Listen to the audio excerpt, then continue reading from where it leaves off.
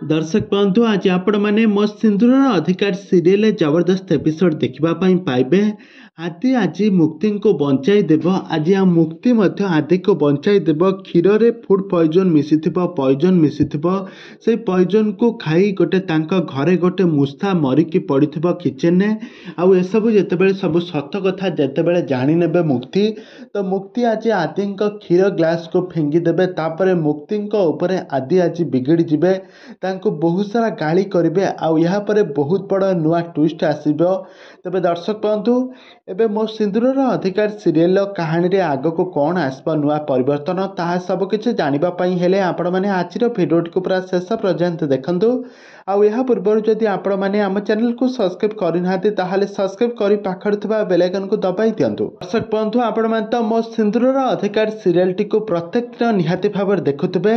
आज आदि आ मुक्ति लव स्टोरी रे आज बहुत बड़ा नुआ ट्विस्ट घटी जाइए। आज सबू अपेक्षार अंत घटाई आज मुक्ति एवं आदि को धीरे धीरे भल पाई बसिलानी।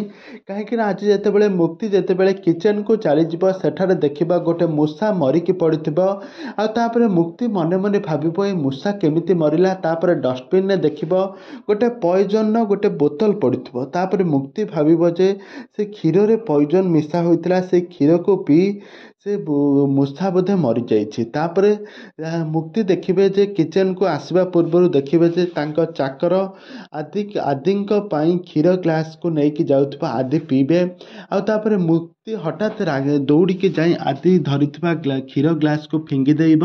तापर आदि बहुत बड़ पाटे चित्कार करके कहे व्हाट नॉनसेंस तमें कौन करुछ मुक्ति। तापर समस्ते आसी सेठार पहुँची लाली पीसी आसिक पहुँची लाली पीसी आदि को कहे आदि तू ये कौन कहूँ।